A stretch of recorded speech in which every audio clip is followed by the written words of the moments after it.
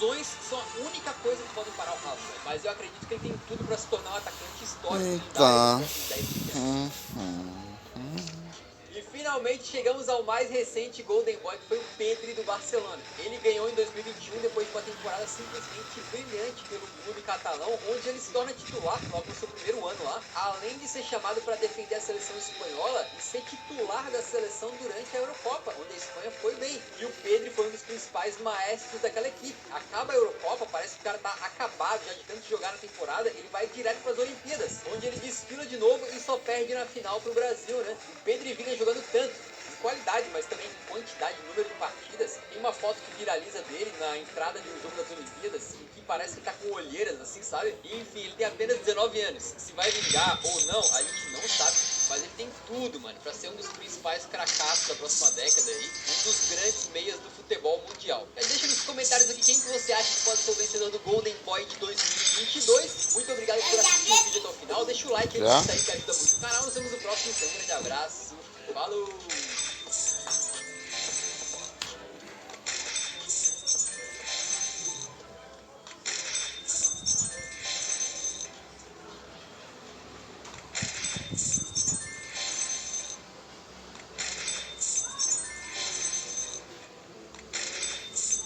Esse é você. Espera, não. Esse é você. E você quer conquistar o mundo de Albion? Aqui está o que tem que fazer. Fazer uma picareta, reunir minério, derreter o minério, fazer um conjunto de armadura, criar uma... Hã? Não, agora não é hora de pescar. Preciso uma espada já. Agora que você está equipado... Encontre uma masmorra, mate o chefe, pegue o saco e vá para a cidade. Entre em uma facção, conquiste um posto avançado. O quê? Pare de acariciar o louco do seu inimigo. Volte para a luta. Você pode aprender alguma disciplina juntando-se a essa guilda. Siga as ordens do sábio nobre líder da guilda. Talvez seja melhor criar a sua própria guilda. Recrute jogadores, vá para guerras distantes, recrute mais jogadores, construa um esconderijo, recrute ainda mais jogadores, prepare todos para a batalha e... conquiste o castelo. Viu? É simples assim. Agora vá lá pra frente e conquiste o mundo.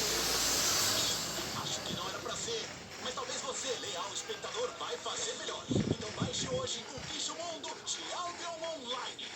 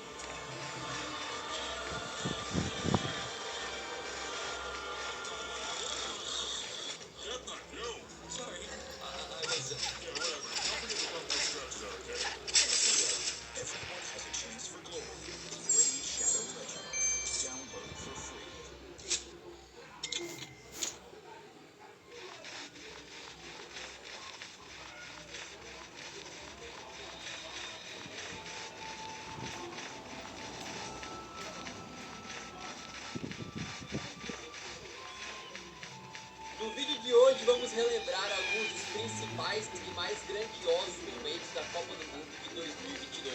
E a abertura tinha que estar aqui, né? Além da cerimônia, o primeiro jogo da Copa foi Catar e Equador, uma partida em que o Ener Valencia fez um jogo dos bons, destruiu, bateu um pênalti com nojo e ainda saiu fazendo a comemoração do calma, né? Baniram essa comemoração no FIFA, mas na vida real continuou valendo. Ainda na primeira rodada da fase de grupos, a Inglaterra não tomou conhecimento do Irã e passou o trator vencendo por 6-2, mas de todos esses gols, o mais impactante foi o do Jack Grealish. Isso porque ele tinha prometido ao jovem torcedor do Manchester City, o Finlay, que tem paralisia cerebral, que faria uma comemoração em homenagem a ele. E ele foi lá, meteu o gol na Copa do Mundo e não esqueceu, fez a homenagem, foi um momento bem bonito. O país de Gales voltou a disputar uma Copa do Mundo depois de 64 anos, e quando enfrentou os Estados Unidos na primeira rodada, tomou um gol de Timothy último gol que eles tinham tomado em Copas, antes desse do EA, tinha sido Pelé, lá em 1958. E a segunda coisa é que o Timóteo Weah conseguiu fazer uma coisa que o pai dele, o George Weah, cracaço de bola, bola de ouro e tudo, não conseguiu fazer. Foi ir a uma Copa do Mundo e ainda meter gol. E depois desse gol aí, o Bale até empata de pênalti, mas foi só isso que o Bale fez na Copa inteira. O primeiro jogo da Argentina na Copa parecia que poderia ser uma vitória protocolar. A Argentina vinha muito bem, com 36 jogos de invencibilidade, com o argentino Lionel Messi brilhando, um ciclo extremamente forte, batendo recordes, aí chegou e perdeu para a Arábia Saudita de virada. Os sauditas fizeram um jogo absurdo, com muita entrega dos caras, né? E com o goleiro deles, o Al-Owais, fechando o gol. Um dia fabuloso para os amantes do futebol e um dia de terror para os torcedores argentinos. Ainda que depois ver que essa vitória ajudou a fortalecer o espírito do grupo que veio a ser campeão. Né? E por falar em espírito, em México 0, Polônia 0, um jogo bem ruinzinho, apareceu um cara que parece que nem existe, mas o espírito dele sempre chega em época de Copa do Mundo, que foi o goleirão Ochoa. Ele não fez uma grande Copa, mas nessa partida ele pegou um pênalti do Lewandowski, reforçando as lendas aí, de que em tempos de Copa ele vira um mutante. Ochoa que entrou com um seleto grupo de jogadores que estiveram em 5 Copas do Mundo. Lembrando que esse vídeo não tem intenção de ser um resumo completo de tudo que aconteceu na Copa do Mundo, senão a gente ficaria horas falando aqui. A gente separou os principais momentos aí na nossa opinião, ok? França e Austrália foi um jogo muito movimentado, com vários lances bacanas ali, mas o grande destaque foi para o doblete de Olivier Giroud. Com esses 2 gols, acabou se tornando simplesmente o maior artilheiro da história da França, com 51 gols marcados. Depois ele até ampliou a sua vantagem na liderança. Alemanha e Japão tinha tudo para ser uma vitória fácil para os alemães, até porque eles abriram o placar e massacraram, jogando bem por muito tempo. Mas na segunda etapa, o Japão viveu um dos maiores momentos da sua história, fazendo 2 gols e virando para cima da tetracampeã Alemanha. E essa vitória acabou se sendo ainda maior depois de tudo que aconteceu no encerramento dessa fase de grupo. E outro feito histórico nessa Copa do Mundo veio das mãos, ou dos pés, de Cristiano Ronaldo. Jogando também a sua 5ª Copa, ele marcou de pênalti na estreia de Portugal contra a Gana, virando o primeiro jogador da história do futebol masculino a fazer gol em 5 Copas do Mundo diferentes. Infelizmente esse foi o grande momento dele na Copa, né? A partir daí as coisas não deram certo pro Robozão, mas tá aí um recorde difícil de bater, né? Quem sabe bater empata um dia. E ainda falando de estreias, a do Brasil nessa Copa do Mundo foi contra a Sérvia, um jogo bastante embaçadinho que acabou sendo resolvido com um gol mágico do Richarlison. Quando ele recebe uma bola, dá um baita de um voleio, num momento que, olha, teve muito brasileiro se iludindo nessa hora aí. No jogo entre Gales e Irã, a gente tinha 2 seleções mais fracas e tinham tudo para fazer um jogo ruim, e realmente o jogo foi ruim na maior parte do tempo, mas ele explodiu no finalzinho quando os jogadores do Irã, dando a alma e a vida pegar o nesse grandão. campo, marcaram um gol aos 53 minutos do segundo tempo para abrir o placar e depois outro aos 54 para fechar o jogo. Foi a primeira e única vitória do Irã nessa Copa do Mundo. Foi um grande momento, os jogadores estavam emocionadíssimos, né? Inclusive o atacante Azmoun resolveu comemorar dessa maneira, simplesmente enfocando o próprio treinador. E o Lewandowski foi para essa Copa do Mundo, foi eleito 2 vezes o melhor jogador do mundo pela FIFA, mas vinha com o peso de ter feito uma Copa de 2018 horrorosa, de ter marcado um gol. Como na abertura da fase de grupos, ele perdeu aquele pênalti contra o México, tinha muito peso nas costas dele também. E quando finalmente o homem conseguiu quebrar o jejum dele em Copas do Mundo, fazendo um gol contra a Arábia Saudita, isso deixou o Leva tão emocionado que ele foi às lágrimas. Pensa só, um cara que tem mais de 600 gols na carreira, atingiu praticamente tudo que se poderia no futebol de clubes, chega na Copa do Mundo, marcar um golzinho na fase de grupos e fica emocionado dessa maneira. A Copa do Mundo é diferente, cara, não tem comparação, tá? No segundo jogo da Argentina na fase de grupos, eles enfrentavam o México, estavam jogando a vida ali, eles poderiam até ser eliminados caso perdessem aquele jogo, realmente estava uma partida bastante embaçada, o México decidiu bem, caminhando firme para um 0 a 0 até que Lionel Messi tira um chute de fora da área da cartola, manda no cantinho e abre o placar. Naquele foi um dos grandes momentos do Messi pela Albiceleste. E depois da Argentina conseguir superar esse grande desafio aí, eles acabaram tirando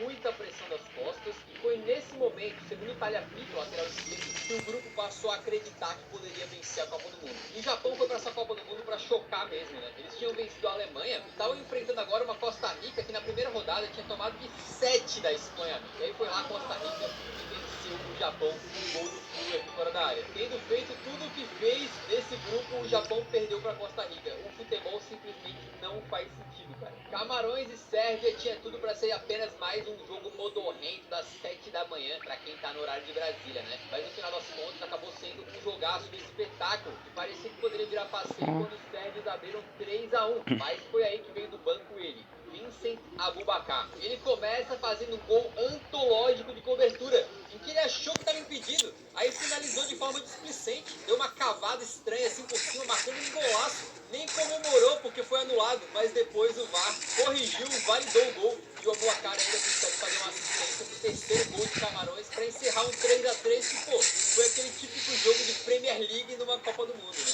E na última rodada, a classificação de Senegal pro mata-mata foi heróica, por causa de todo o contexto que envolvia aquele jogo. Eles precisavam vencer o Equador e por boa parte do tempo eles estavam vencendo por 1-0, até que o Moisés Caicedo empata o jogo com 1-1, que seria o fim do sonho senegalês, mas logo depois o Koulibaly acerta um chutaço, mete 2-1 e faz com que Senegal volte a um mata-mata de Copa do Mundo 20 anos depois daquela classificação de 2002. E com detalhe, sem o Sadio Mané, o seu principal jogador. Então foi uma baita superação aí dos senegaleses. A grande decepção dessa Copa do Mundo foi a canalha da seleção da Dinamarca, que chegou cheia de pompa, né, e não conseguiu vencer um mísero joguinho. Mas por outro lado tinha uma Austrália que queria ser zebra e conseguiu. Depois de vencer a Tunísia, os caras foram enfrentar a Dinamarca, brocaram com o leque e se classificaram para o mata-mata, eliminando os dinamarqueses, né? A famosa Dinamáquina estava sem bateria. E a Austrália jogando futebol muito leque. Foi uma piada, curtiu?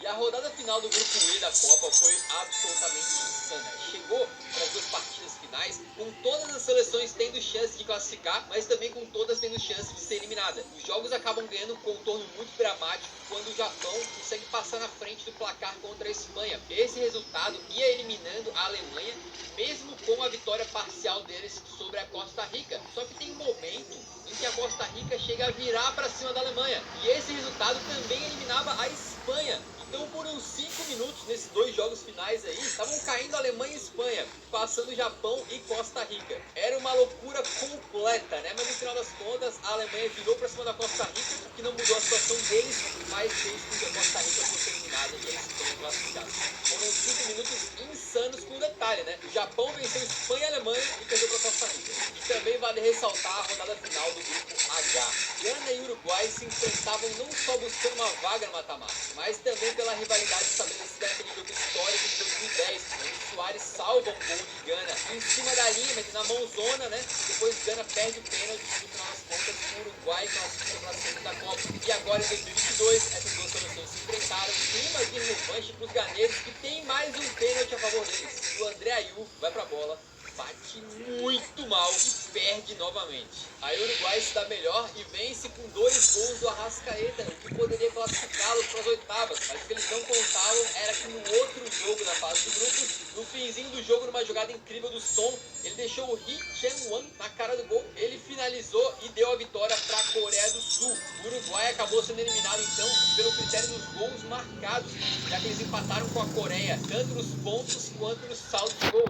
Mas um golzinho do Uruguai naquela partida e eles passavam, né? Eles foram do céu ao inferno rapidinho. O grupo do Brasil acabou se resolvendo sem muito drama, mas vale mencionar a vitória histórica dos camaroneses para cima da seleção brasileira. Um lindo golpe de crânio do Aboubakar que foi o suficiente para os camaroneses vencerem o Brasil por 1-0 e fazerem a primeira vitória de uma seleção africana sobre os pentacampeões mundiais. Camarões caiu da mesma maneira, mas o jogo continuou sendo muito impactante. Detalhe, o Aboubakar faz o gol, tira a camisa, comemora pra caramba, é expulso e ainda cumprimenta o juiz da saideira que discute no trabalho e falou: que Copa fez esse homem, né? E nas oitavas de final tava aceso o sonho do Hexa quando o Brasil enfrentou a Coreia do Sul, demolindo os caras numa vitória por 4-1. Teve direito aí ao primeiro gol do Vini Júnior de Copa do Mundo, esperamos que seja o primeiro de muitos, né? E também pro momento em que o Tite se juntou à comemoração e fez a comemoração de pombo ali, né? O sonho do Hexa nesse dia tava vivaço, né? O tal do sonho, aquele. Ainda nas oitavas, a França passou pela Polônia sem muito drama, mas vai destacar os dois golaços que marcou Kylian Mbappé. Com isso ele chegou aos 9 gols em Copa do Mundo, aos 23 anos, se tornando o jogador mais jovem da história a conseguir tal feito desde Pelé. O Kylian já estava dando sinais que nessa Copa ele queria coisa grande, né? Vocês já perceberam como vários dos recordes que alguém quebra hoje em dia em Copa do Mundo é sempre, não sei lá, desde o Pelé. O primeiro a fazer tal coisa desde o Pelé. O rei tá em todas, cara. Nas oitavas de Portugal contra a Suíça, a história já foi sendo feita mesmo antes da bola rolar. O técnico Fernando Santos resolveu colocar ele, Cristiano Ronaldo, no banco de reserva. Ele deu lugar ao jovem Gonçalo Ramos, de 21 anos, e a mudança deu muito certo porque Portugal destroçou a Suíça por 6-1 com direito a hat-trick do Gonçalo. E adivinha, se tornou o jogador mais jovem a fazer 3 gols no mata-mata de Copa do Mundo desde Pelé, em 1958. Foi uma noite perfeita aí para a joia do Benfica. E Marrocos e Espanha poderia ser para alguns aí um jogo fácil, né? Espanha, com aquele futebol controlador e supostamente vistoso, enfrentando a pequeníssima seleção de Marrocos, a seleção da retranca. Mas só parecia mesmo. A equipe de Walid Regragui montou uma retranca sólida demais, comprometida e guerreira, limitando os espanhóis a passes de lado e a um jogo altamente ineficiente. Quando foi para os pênaltis, o goleirão Bono brilhou. Hakimi fechou a conta com uma cavadinha nojenta e Marrocos avançou às quartas de final de uma Copa pela primeira vez na sua história. Eles não estavam contentes com isso não. Nas quartas de final, a Argentina e a Holanda pareciam um jogo resolvido muito antes do que a gente imaginava, porque o Messi primeiramente acha um passe ali que ele enviado com o Molina abre o placar, depois ele amplia para 2-0, até que no final do jogo o treinador Van Gaal entrou em ação. O técnico holandês botou 2 atacantes grandalhões dentro da área, na esperança de que um deles pudesse fazer um gol de cabeça ou algo assim, e foi exatamente o que aconteceu. O Weghorst devolveu a laranja pro jogo com um baita cabeçaço, e daí no final da partida o lance que explodiu a cabeça de todos nós. Falta perto da área, era o último lance do jogo, e em vez da Holanda tentar mandar direto do gol, os caras fazem uma jogadinha ensaiada, digna de PES ou de FIFA, né? Conseguem o gol e levam a partida para prorrogação no final. No fim das contas, a Argentina se classificou de pênaltis, mas não tira o brilho daquela jogada ensaiada da Holanda e de como o Van Gaal deu aula ali, né? E quase conseguiu essa classificação. E esse jogo contra a Holanda também ficou marcado por 2 provocações do Messi. Primeiramente, depois de um gol, ele vai e se dirige ao Van Gaal, técnico da Holanda, e bota as mãos nas orelhas, um claro sinal de provocação. E depois do jogo, numa entrevista, passa o Weghorst, né, tenta cumprimentar o Messi, e o Messi simplesmente manda essa. Ingleses e franceses também fizeram um jogaço nas quartas, mas acabou ficando marcada essa partida por algo que não aconteceu. Isso porque até os 84 minutos de jogo a França vencia por 2-1, quando o Theo Hernandes faz um pênalti totalmente bobaço ali, né? Dando a chance para os ingleses empatarem a partida e levarem para a prorroga de repente. Harry Kane já tinha marcado um gol de pênalti neste mesmo jogo e ele vai para a segunda cobrança. Quando ele de repente lembra que o estádio do Tottenham, o time dele, tem toda uma questão que o gramado de futebol sai para entrar um gramado de futebol americano, para ter partidas da NFL lá, aí ele lembra do futebol americano e manda um field goal, o cara isola, a Inglaterra é eliminada e o Kane definitivamente não ajudou a acabar com aquelas piadinhas de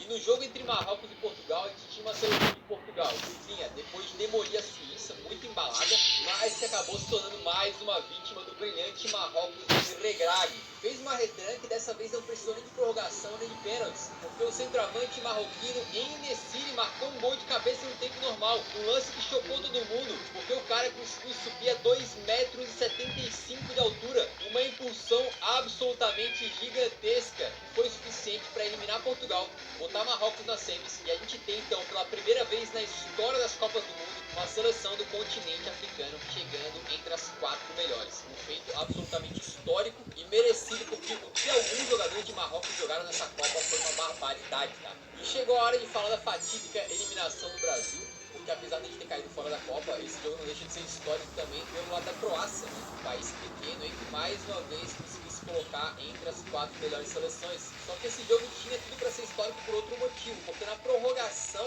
o Neymar faz um gol e simplesmente iguala Pelé com 77 gols marcados pela seleção brasileira. O maior artilheiro, né? Parecia um grande roteiro ali, a gente conseguia classificar classificação com um gol histórico desse. Mas acabou saindo o famoso contra-ataque croata, né? E o Bruno Petkovic, um jogador ruim, chuta a bola, ela desvia no Marquinhos, entra no gol e aí vai para as penalidades. Nos pênaltis, os croatas não perderam nenhum. E o Livakovic, que tinha agarrado tudo durante o jogo, né? Ainda catou o penal batido pelo Rodrigo, ajudando então a classificar a equipe de Zlatko Dalic mais uma vez para a semifinal de Copa do Mundo. O Brasil de Tite terminou sua campanha ali, e a quinta eliminação consecutiva de Copa do Mundo da Canarinho, ao trombar com o primeiro europeu na fase de nocaute. E nas semifinais, Marrocos e Croácia eram os famosos aí underdogs, né? As zebras que tinham conseguido chegar longe, mas nas semis não teve zebra nenhuma. A Argentina conseguiu passar pela Croácia com tranquilidade. Um grande dedo do técnico Lionel Scaloni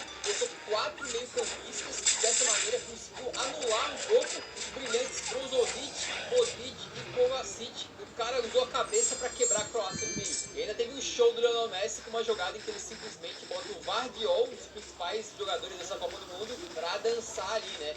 E já no jogo da França contra Marrocos, os franceses conseguiram fazer o que Portugal e Espanha falharam, que foi abrir o placar ainda bem cedo, com 5 minutos de jogo. E isso fez com que o Marrocos tivesse que sair mais pro jogo. Jogaram bem mesmo assim, mas tomaram de 2-0 no sonho do treinador cabeça de abacate, né? Como foi apelidado aí o Regragui. Acabou morrendo nas semifinais mesmo, mas não apaga o feito histórico que foi aquela equipe de Amrabat, de Bounai, de Bono e de Ziyech, que ficou marcada como a melhor seleção africana da história das Copas. O Marrocos de Walid Regragui, né? Simplesmente marcante. Nesse terceiro lugar, eles acabaram sucumbindo também à qualidade técnica da Croácia, né? Estavam um dos times mistos ali. Aliás, Marrocos chegou para esse mata-mata todo capenga, tá toda hora jogador lesionado, defesa reserva em campo e tudo. Mas o fato é que a Croácia entrou, ficou em terceiro lugar na Copa do Mundo, mais uma vez entrando pro pódio, né? Pela segunda Copa consecutiva. Então, cara, eles são um país pequeno e mesmo sem ter vencido o Mundial, essa geração aí do Modric e companhia, né? Comandados pelo Dalic, ficou pra história com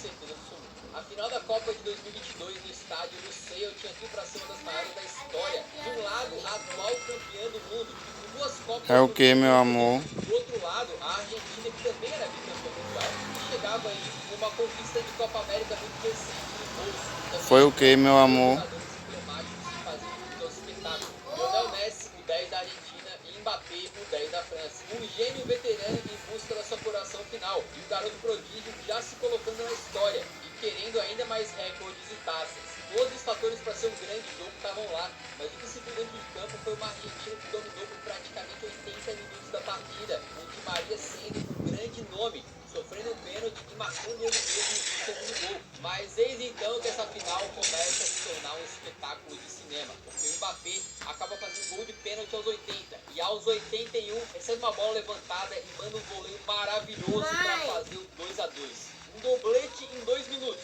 E a vitória certa da Argentina se tornou cinzas na boca de cada jogador vestido albiceleste em campo. E como num passe de mágica, os franceses estavam vivos novamente em busca do tri. Na prorrogação foi a vez de Messi aparecer e fazer de perna direita o gol do 3-2 da Argentina. Mas o Mbappé estava doido naquele dia e falou que não ia ter jogo decisivo nos 120 minutos de jeito nenhum. Ele chuta uma bola de fora da área, ela bate na mão do defensor argentino, é pênalti, ele converte e faz o 3-3.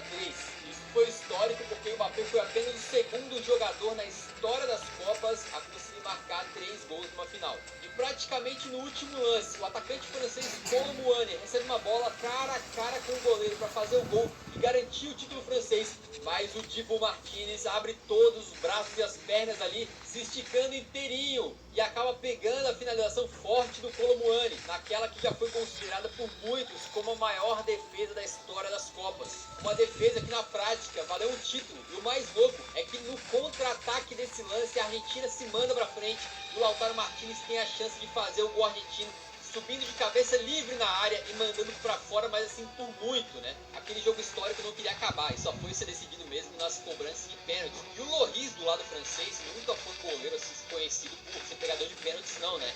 Já o outro goleiro, Emiliano Dibu Martinez, era conhecido por saber entrar na mente dos batedores de pênaltis ali, digamos assim, né? E ele não só pegou o pênalti do Coman, como meteu todo um jogo psicológico contra o Tchouaméni, que acabou tremendo e mandando pra fora. Os argentinos acertaram todas as suas cobranças e assim foi a Argentina a mais nova tricampeã mundial. A De coroação novo. final de Lionel Messi naquele dia completou o futebol. Foi o último grande momento dessa que foi a 22ª Copa do Mundo. Uma Copa com muitos fatores lamentáveis extra-campo, mas que dentro das 4 linhas entregou bastante. Algumas memórias absolutamente inesquecíveis. Qual foi o seu momento favorito da Copa do Mundo de 2022? Deixa nos comentários, se quiser deixa o like antes de sair, que ajuda bastante a divulgar o nosso trabalho aqui. Nos vemos no próximo vídeo, um grande abraço, falou!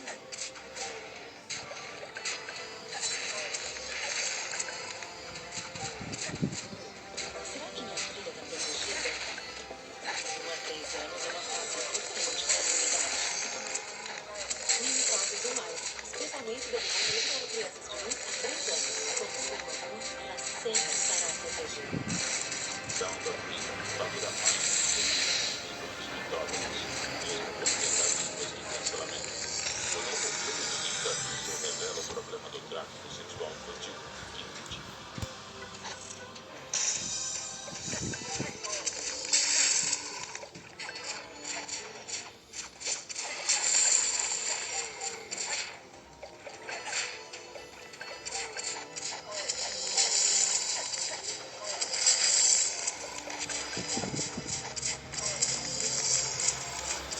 A Copa do Mundo do Catar está chegando, a gente já pensa nisso. Então hoje a gente vai contar pra vocês com detalhes a história de todas as Copas do Mundo. Esse vídeo vai ficar um pouco mais...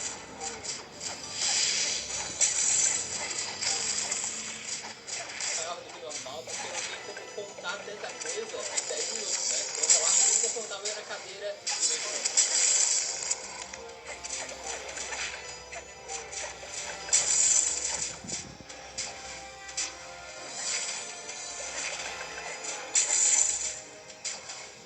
Para falar de Copa do Mundo, a gente tem que contar um pouquinho de como que ela começou. E antes mesmo de existir Copa, existia uma competição que juntava grandes seleções do mundo, que era as Olimpíadas. A primeira vez que o futebol deu uma cara nos Jogos Olímpicos foi em 1900, em Paris. Mas nessa época, apenas 3 países disputavam a modalidade. Não eram nem seleções, sim times. Exatamente, um time do Reino Unido, um da França e um da Bélgica representando os seus países. O Reino Unido venceu, mas nem medalha recebeu. Ao longo dos anos, o formato da competição de futebol nos Jogos Olímpicos foi melhorando um pouquinho, teve uma pausa por causa da Primeira Guerra, e aí as Olimpíadas voltam no futebol em 1920 e em 1924, que aí sim temos a primeira organizada pela FIFA. Só que a competição ainda era dentro das Olimpíadas, beleza? Dessa vez tinham 24 seleções participando, e o Uruguai foi o primeiro campeão, vencendo na época então a medalha de ouro. E aí 4 anos depois, em 1928, o Uruguai volta a repetir esse feito. Nessa época, o futebol começou a virar uma das modalidades mais importantes dos Jogos Olímpicos, mais populares.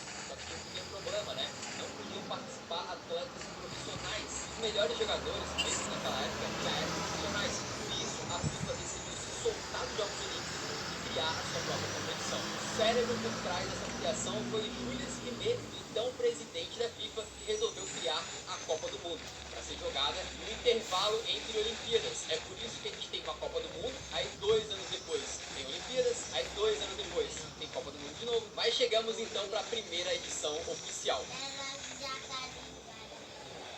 Conquiste os céus na mais recente atualização do ProSound 2.0 ao Wigan. Após montar o seu próprio veículo a partir de centenas de partes diferentes, agora pode montar uma hélice